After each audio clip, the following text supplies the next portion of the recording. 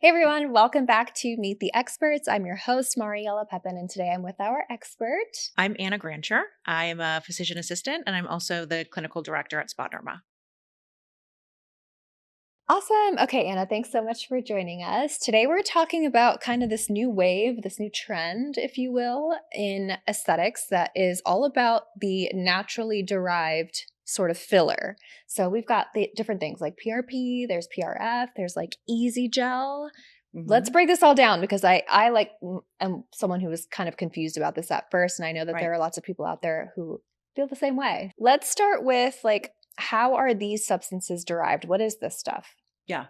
So they're all three of them that you mentioned are far more alike than they are different. Okay. And so to put it very simply, they're all blood concentrates, Mm, right? So we derive all of them from a blood sample, right? So it's okay. like when you go to the doctor and they take a little tube of blood, Mhm. right? We take that blood and we manipulate it to get the best stuff out of it, right? And that Mm. manipulation is not anything crazy. It's No, like yeah. using a centrifuge to Mhm. spin it down and separate the red blood cells out and isolate like the healing properties that live in our blood. Okay. Plasma, white blood cells, there's some fibrin networks, there's like stem cells and growth factors, these Mhm. really restorative elements that we house in our blood. Okay, very cool. Yeah. So when it comes to these different types, are you so you're manipulating them in different ways to get the different ones. Is that right? Essentially, yeah. Okay. Okay. I mean, think of them all as starting with a blood sample, Uh-huh. and then we're doing things to them, either the centrifuge speed or heating or cooling, how long Mm. we're doing the centrifuge, how long they're heating, right? To create the end product, easy Okay. gel or PRP or PRF. Okay, so can you tell me a little bit about how each one is manipulated to get that specific end result? Yes. So I think let's start with PRP and PRF. Okay. They're like sisters. Okay. So Okay. they're pretty similar. Again, starts with a blood sample in a tube. Your PRF, platelet rich fibrin, Okay. essentially has no additives in that tube or in the blood. So it's It's completely natural. It's purely pure, it's natural. And so we take the blood specimen, we put it in a centrifuge, it spins it, not at a super high speed, for a short period of time. And then we're able to isolate a very small amount, kind of that comes to the top because the other heavier things like the red blood cells sink to the bottom. And we get that very small amount of like amber colored fluid. And that's what has white blood cells, it's plasma, some mesenchymal stem cells, growth factors. And we either re inject that back into the skin or we can apply it topically. okay. Like if you have like a microneedling procedure and you're creating all Mm. these little channels, you can deposit that through those channels. Okay. It's great for like, the under eye area, Mm. um, like crepey or lax skin, maybe some discoloration. PRF, right? We kind of talked about what that is. And so in contrast, PRP starts the same, but the tube that we put the blood into has some added elements that help kind of separate the blood. Okay. Um, and so we spin that at a higher rate of speed and for a little bit longer Mm. period. Um, and so you tend to end up with like a little bit higher yield with not as much Ah. concentration of like those growth factors. Okay. So I kind of say PRP is like rejuvenative blood concentrate 1.0 and PRF is rejuvenative blood concentrate 2.0. It's Oh, kind of like very the souped up cool. version. A Okay, little bit love more that. concentrated, a little bit, I don't know, more effective. Yeah. Okay, great. Okay, this is really cool. So what instances would someone use one of those versus the other? Yeah, I think PRF is good for smaller areas, right? So Mm. if you're wanting to target the under eye area solely, I think PRF is probably your best choice. Okay. Um, I do think if you need larger volumes of the plasma, maybe for hair restoration, Mm. maybe you would choose PRP. Okay. But I will say, kind of the world of medical aesthetics is really moving more towards PRF and Okay. away from PRP, just because it's again a little bit more concentrated. Mm. And I will also say from the patient perspective, PRP tends to I burn was just when gonna it's bring that up. injected and PRF does not. Amazing. So it doesn't, there's no alteration of the pH. And so you don't get that burn with PRF. Why So does it burn? because we're changing the pH. When we use Okay. PRP, there's that little bit of additive that helps with the separation. Mm, And so, yeah, upon re-injection, it can be a little bit uncomfortable. got it. Okay, Yeah. very cool. So there's another one out there that's kind of controversial at the moment. I want to talk a little bit about it. PDGF. PDGF. So if you are in the medical aesthetics Instagram world, like you are familiar with this. Mhm. And listen, PDGF stands for platelet derived growth factors. Mm. So essentially it's one of these like restorative products, but it's not derived from your own blood, right? Mm. So you're buying this off the shelf. Mhm. These have been used in medicine for really important things like healing wound beds and diabetic ulcers. And there's some great literature Wow. that shows how effective they are. Mm.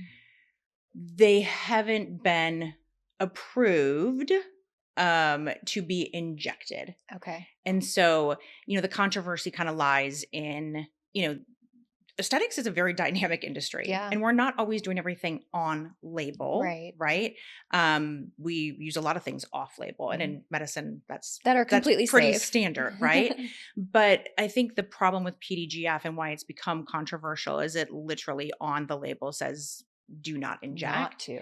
And Ooh. so when you're using something that's directly contraindicated, there's legal issues, right? And Yeah. we operate under malpractice umbrellas and we, have to provide, consent from our Mhm. patients and to Mhm. say, hey, I'm going to inject this, even though it's really It never says been not to. trialed for injection. That's where the controversy Yeah. lies. Yeah. So listen, I know that there's a ton of clinical trials like underway for this PDGF and I'm excited about it, Mhm. right? I think it has some really great, exciting things that are to come. But for right now, it's really many people are not injecting it Yeah. because of the legalities. Right. Okay. So we just want to see the proof first. We just want to make sure that Yeah, it's safe and that it's yeah, approved. yeah. Okay. Got it. So we talked about PRF and Easy Gel is combining PRF with like a little bit more magic. Mm. So Easy Gel, just like PRP and PRF, starts with a blood draw, Mhm. right? We get actually 2 tubes when we're making Easy Gel. And we take one tube and kind of say, okay, you're going to be our PRF portion, Okay. right? And the other tube, we're really trying to get the albumin. Mm. Albumin, think of that as kind of like the kind of fibrin or the Is matrix that like within the our blood. webby looking? Yeah, kind of Okay. can provide some structure. Mm. And so we put that through a centrifuge and we heat it.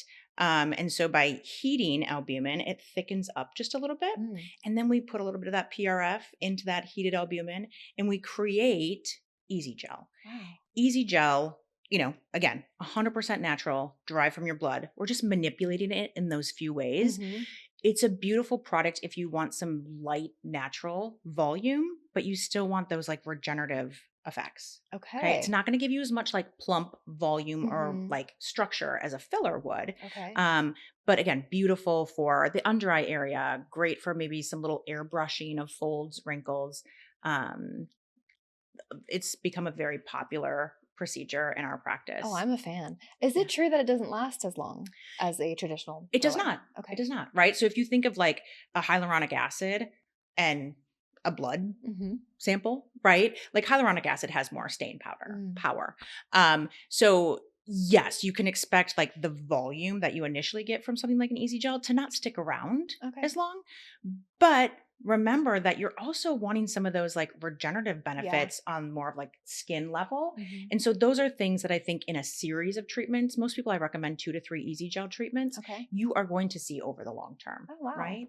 And up front, like I'm going to tell my patient, you're not a great candidate because you Mm. actually need a little bit more volume restoration. Okay. So this is great for our folks who just have like light volume deficits and Okay. kind of need that Just a little that skin boost. boost, All right? right. I love it. Yeah, something for everyone.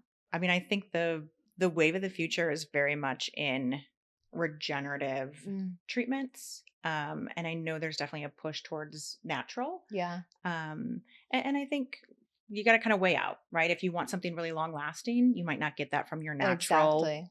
approach. Um, but again, I hate to say unnatural in relation to like a hyaluronic acid gel, Right, right? because that's not necessarily Right, true in all right. Even cases. something like It's so a neuromodulator, Mhm. botulinum toxin A, like, okay, is that natural? No, but it's, it's one of the most studied medications in the entire world Mhm. Mhm. and has an insane safety profile. Yeah. So just because something isn't considered natural, I don't think means it's scary or unsafe. All right. Well, thank you so much, Anna. Before we let you go, we'd like to know your piece of advice or your motto, a little tidbit for our audience. Love these. I think one thing that I try to like wake up and tell myself every day is to try to present myself and put myself in a good mood, Hmm. despite when you really don't feel like being in a good Yeah. mood. I think Oh, you set the tone for the people that you come in contact with. And yes, so that's I just true. try to lead with some bit of positivity in this wild, crazy world, which can be hard. That's awesome. Thank you so Yeah, of much. course. Oh, and thank you for tuning in to Meet the Experts. We will have another episode for you soon. Let us know what you would like us to talk about next. And don't forget to follow us, like, comment, subscribe, all the things. We'll see you next time.